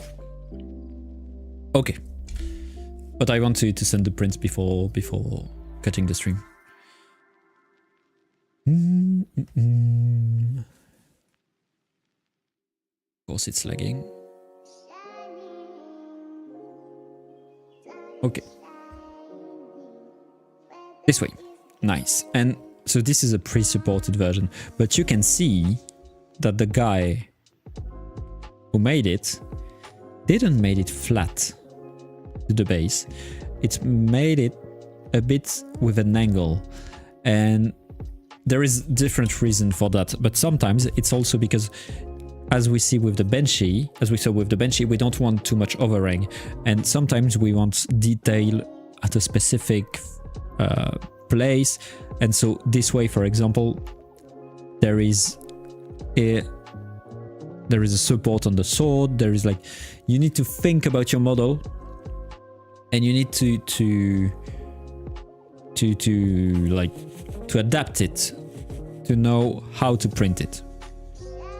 And I want to say also that the support on a print, on a resin print, are way easier to remove than on a FDM print, and it's way easier to post-process. So it's nice because you don't have to worry about the support on a FDM print, on a SLA print. Usually you have to worry when on FDM because the supports leave ugly thing. It's hard to remove sometimes. It's hard to post-process. So you always want to not have support on FDM. It's really not the case on SLA. SLA you can have support. It's not a problem. I would say the only time it's a problem is when I'm gonna do it that way. So the playlist, I'm gonna show you I'm gonna send you the playlist on the chat if you want it. This if you want it. Okay. The only time the supports are a problem for me, it's when, but it's more of a slicing problem, and it can be corrected manually, but it's when it's making a brim and the brim is fused with the part, which is so annoying because you need to cut it to send. It's ugly. There is no separation between the brim and the part, which is very annoying. But it's even there, it can be changed in the setting of the slicer. Why the support of the resin looks so different to the one in FDM? It's basically, so I don't know exactly. Okay, let me support it again so we can see the difference. There is two things. First, the best thing for resin print is when it's vertical. The verticality is what the printer loves the most. Printer don't really like overhang. So that's why when you look at it, it's mostly vertical. There is some overhang, some part to reinforce it, because otherwise it's too flexible. But that's it. How can I compare it to resin print? To FDM. FDM, you need a movement of the thing. So for example, on the tree support, the organic support, it's gonna be hollow and it's gonna be round like that. On SLA, it needs to be filled, to be stronger, and you don't want to make it hollow, otherwise it's gonna be filled with resin. We can imagine other kind of support, but this is kind of like a scaffolder, which make it more rigid, because usually small part like that can be very flexible on resin. So this way it make it more rigid. If you make it, for example, on a SLA, if you make I don't have any example to show you. It would have been nice, but it like FDM support on SLA would be too flexible. Okay, like this. And also you want only like it's funny, but it only supports like on one point, as you can see here, and it doesn't make platform, because if you make platform it wouldn't be removable from the printer. There is no, like on FDM there is always, when there is the platform and then there is your part, there is always a gap, a separation, because if there is no, then it's fused together and you cannot remove the support. It's not the case on SLA. SLA, it's fused together, and it's fused together and you break the support, basically. You break it when you remove it. Okay, like that. Because it's not a problem to have support on the print. It's way easier to remove. Okay. Let's slice it. But before slicing it, we need to change the parameter. Okay, so I'm gonna put it back here. Okay, like this. Let's make a layout. Okay, like this. So, the best thing to do to find the right parameter is to take your bottle of resin and you read that. You won't see it. Maybe you will see it here.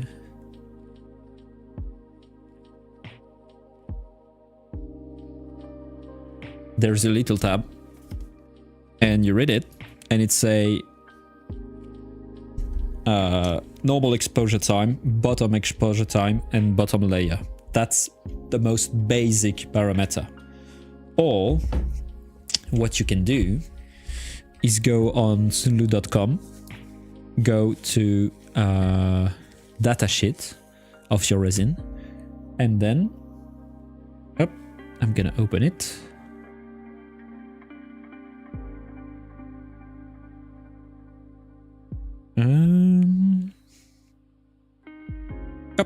You have this thing.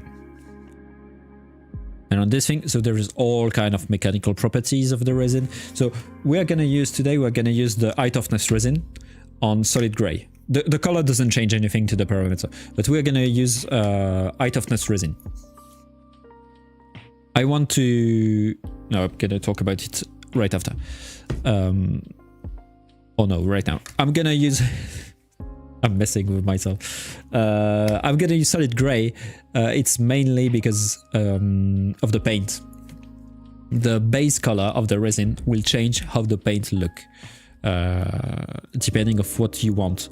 And basically, the wall of the castle is gonna be gray, and a gray is a nice base for that. Usually, the base are black, gray, and white, depending of the figures you want to paint. I'm not an expert in paint. There is people that are way better at that than me, but I'm still gonna try to do it on live. Okay, what we want is this. This is the interesting part. So this is the printed parameter and instruction. So the first is the recommended printed layer thickness. 0.05 is the standard. If you want more detail, you can go to 0.03, for example. It depends on your printer, depends on your resin. Usually 0.05 is way enough because you won't see much difference if you go higher. I mean, it depends. I don't want to say any mistake, but usually 0.05 is way enough, and it's the standard. Then the bottom exposure time and the layer, and bottom exposure time and bottom number. Depend of your printer, but basically, this is the one.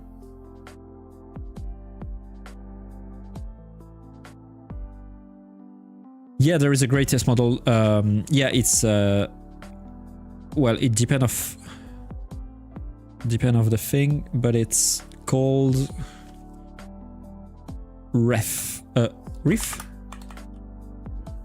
R-E-E-F.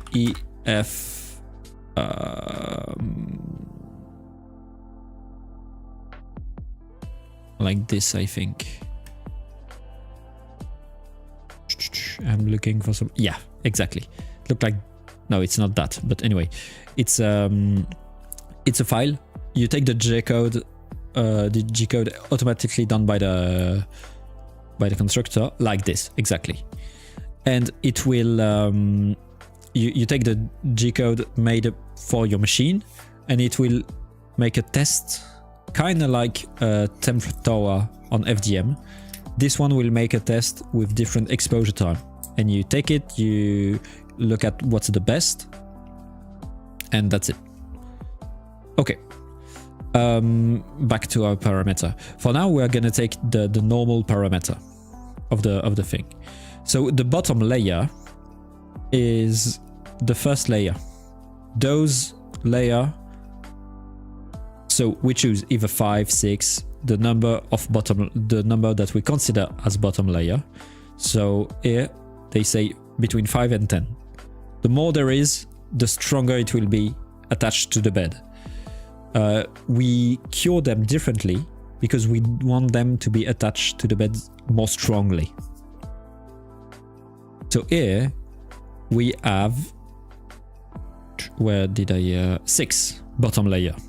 which is for me it's enough, but we have 6 bottom layer, and for those 6 layer, we are gonna cure for 48 seconds each.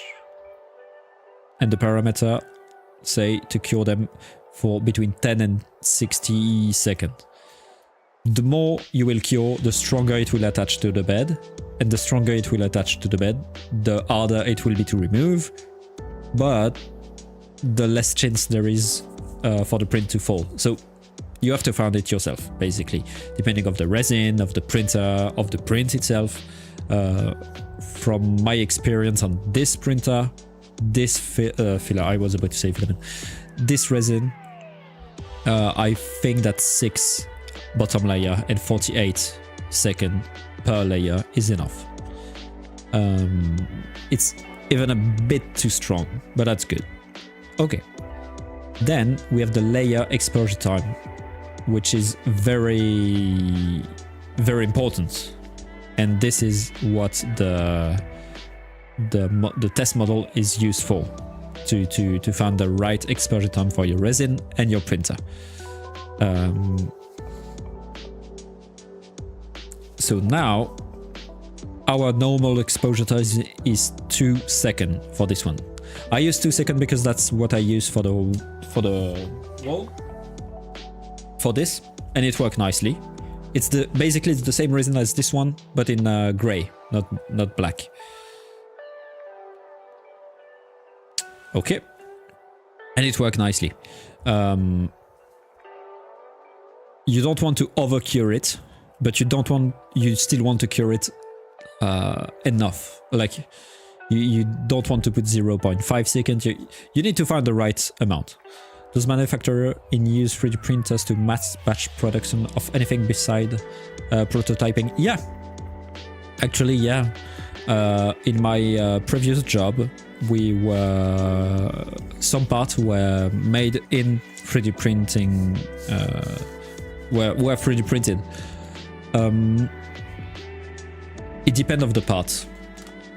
It depends if you want the part to be very strong. And I would say it mostly depends on the company, and it depends on the price.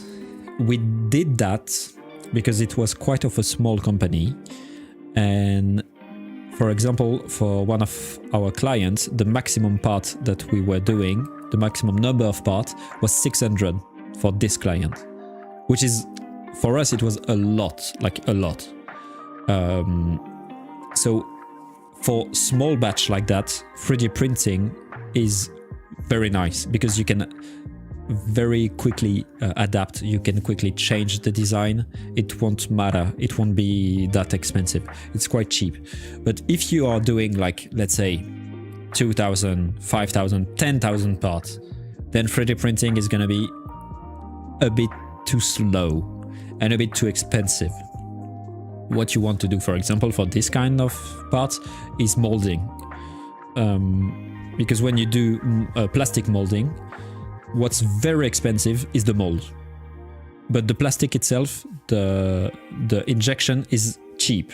What's expensive is the mold. So once you did the mold and you spend your money on the mold, that's it, you spend the money, you can do like 10k part, 20, 30, like you can do as much as you want, and the price will only go down. It's not the case for resin, for filament printing.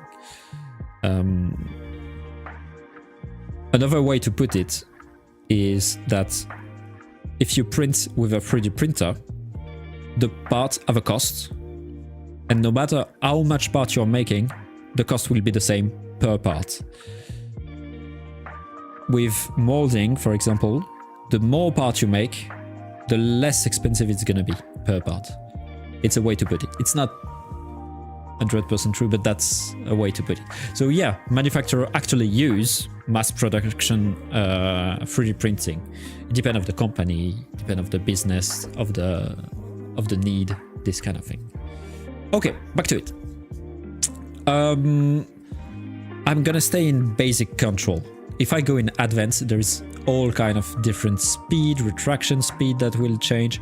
For now, I will stay in basic. because there is 3 main parameters: the lift distance, the lift speed, and the retract speed. So the lift distance is, I'm gonna show it to you here by slice. Basically, so as we said, there is the bed. I'm gonna wait for it to... Okay, so as we said, there is the bed of the printer that will go in the resin. The screen will turn on to cure the resin on the white part. Then the bed will lift. It will go back to the position, but 1 layer higher. It will cure, lift, wait, go back. Cure, lift, wait, go back. Exactly. And so the lift distance is for how high we're lifting the bed. If we are, the more we lift, the more chance there is to detach the thing, so the better it is. But at a certain point, it's useless. You don't want to lift like 3 centimeters, because it's like you're just gonna wait. You're just gonna lose some time for nothing. So the lift distance, if you don't lift enough, it won't detach from the bed, which is another problem. So you need to have a right distance. Then there is the lift speed, so how fast you are pulling it. The faster you are, the faster you will print. But the faster you are, the more problem you will have, and it's gonna be, sometimes it's gonna detach from the bed, this kind of thing. And then there is the retract speed, which is how fast are you going back in. It's the same. The faster you are, the more problem we will have, but the quicker the print will be. Does Sunlu have a mascot? Stay tuned. That's it. Stay tuned. And that's about it for the speed, lift speed. And there is also the off time. The off time is how long are you waiting up. So basically, how long are you waiting up? It's the same. If you're waiting too long, then you're just gonna lose some time.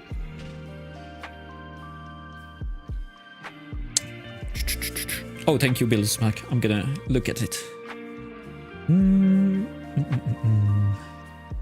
yeah, that's interesting. The UV light will be off for a certain amount of time on the before lifting, after lifting. Sorry. So that way the resin will reflow it where it was previously cured, because when you pull it out, there is no more resin, so the resin will go back in, then you put it back, etc. So the more you wait, the better it is. But if you wait too much, you're just going to lose some time. Okay, I just want to see the link that you sent me.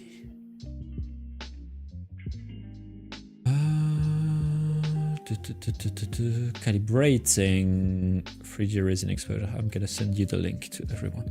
I didn't try that. Yeah, that's a nice thing. I'm gonna send it to you. Yeah, and Danger, I saw your whisper too. I'm gonna answer it after the stream. Okay, thank you for the link. Like this. Okay, nice. Where was I? I mean, that's about it. That's about it for the parameter. There is the return descent speed, and there is the lifting speed. What's annoying with any cubic is that it's in millimeters per second, not millimeters per minute. That's it. It's just have to calculate, divided by 60, and that's it. But yeah, that's it. And extinguished delay time. That's the parameter. Thank you. Yeah, thank you for the calibration test. Oh yeah, something. The temperature, ambient temperature, 25 to 30 degree. Some printer, it's the case of the mono, have heated VAT. It's not the case for all of them. So as I said earlier, it's very important to keep the same temperature in the room and to don't have change of temperature. So no open window or thing like this, which is very annoying for resin because it smells bad. But that's it. So now it's sliced. We can see the preview 27 hour 49 minutes. We can remote print, select our Mono M7 Max, and let's go. I'm thinking about it. Should I do that? Maybe gonna come tomorrow. So, oh.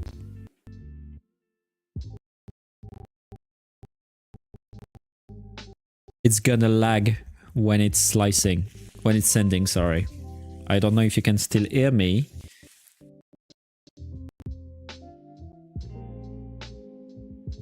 But it's normal. It's my computer having a hard time sending the thing over.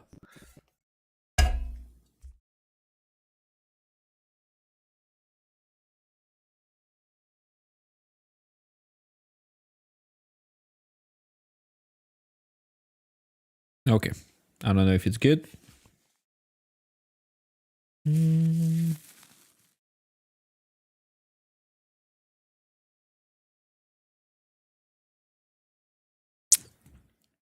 Is it normal? I got the music. Maybe it's gonna be a bit better. I want to see.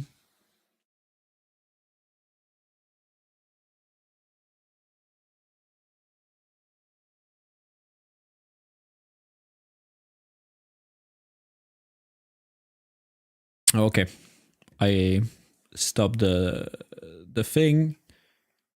Hopefully it's gonna be better. Hopefully we're gonna be back. Is it better? I'm just gonna send it manually later because the internet connection is completely lagging and it's using way too much RAM on the computer, so I cannot send it now, unfortunately. It's not a problem, I will send it later. And that's about it. Basically, that's about it. I just want to... Oh, where is my music? Yeah, okay. I just want to talk about one last thing before cutting the stream. One last thing is the post-processing. Basically, as I said, the resin is very messy. So it's very messy because it's liquid. It's not solid as the filament. So what you need to do when you have a part and you take it out of the machine, it's gonna be so sticky. It's gonna be disgusting. So you need to clean it and then you need to cure it because there will still be resin, uncured resin on top. So to clean it, you basically use either a resin detergent or you use alcohol, IPA, or you use both. That's what we are doing. What we are doing is we are doing a pre-clean to remove all the nasty stuff, and then a clean with a cleaner alcohol that allow to clean the stuff, because basically the first clean, it's gonna be like, oh, okay. How can I say it? The first container is going to be dirty with all the clean, and so the other one is going to be better as a finishing pass in a way. What I love to do too is to brush the brush the print with a toothbrush to remove all excess uncured resin on top. So I'm going to brush it to remove all the thing. Once it's done, I'm gonna remove the print from the tank and I'm gonna dry it. So to dry it, what I do, I'm gonna show it to you. We have a magnificent Sunle product. This thing. So this is a curing enclosure. This curing enclosure have drying filters. So basically it blow air to the I don't know why you put a H, but it blow air to the print to dry it. It's very important that the print is very dry before curing it. So it rotate it, dry it, and then it blow UV to it to cure the uncured resin on top of it. And that's about it. The only problem right now is that the castle, since the parts are so big, it doesn't fit inside. So what I do is that I dry it in a dark place, and once it's dry, I put it under the sun, because the UV of the sun will cure the resin. It won't be as efficient as we said earlier, but it's still efficient, and so I need to turn it manually. And then it will be like that, dry, and you can touch it and it's not sticky, it's not toxic anymore. You still cannot eat it, but that's it. And you have your part, and that's about it. And I think that's it. That's about it for us too. I think I'm gonna cut the stream. It's a bit more than 2 hours. So yeah, I think I'm gonna cut the stream. I'm gonna print all of this, and we're gonna see the results. If there is a result, if there is no problem during the weekend, we're gonna see the result on Monday. Because on Monday we're gonna have another stream together. It's gonna be at the same time, 5 p.m. on Monday. I don't know exactly what we're gonna talk about, because I will slice most of the parts off stream. Maybe it's gonna be the same as now, like more for discussion around the print, what issue I add, thing like that. And I also want to use the fitters, is the face gen fitters, to make 3D model of the team in the office, little character, and make them in the castle. Like make a knight, make some character like that. So maybe we're gonna do that on Monday. So yeah, I think that's about it. Now I just have to wish you a happy weekend. And to see you on Monday. I wanted to do red, but the problem is that I don't have anybody to red. I don't know any channel to red, so I guess we're not gonna do it now. But yeah, and thank you, Groovy, for coming back.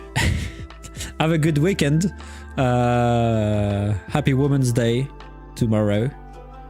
And see you on Monday then. Stay tuned. Be there on Monday. Have fun. Be safe. Dry your filaments. And see you then. Bye.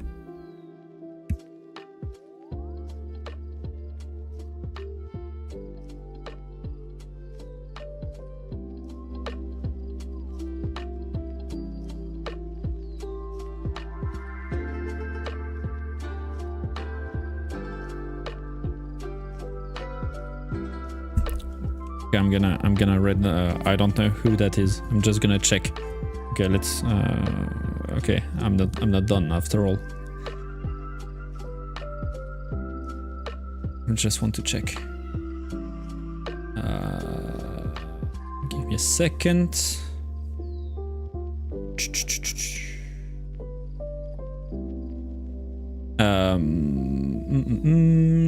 Give me a second.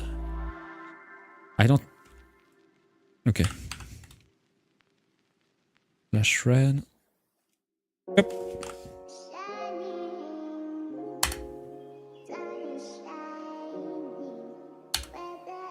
Is it working? No, it's not working. Well, anyway, I'm gonna work on it. We're gonna read next time, and that's it. Okay.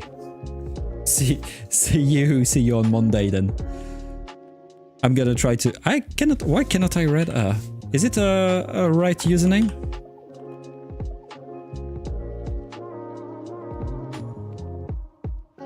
No match.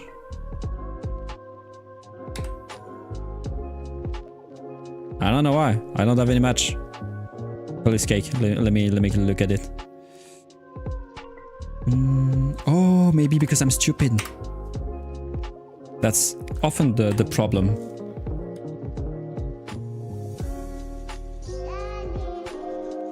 Nice. Now we're reading. Okay.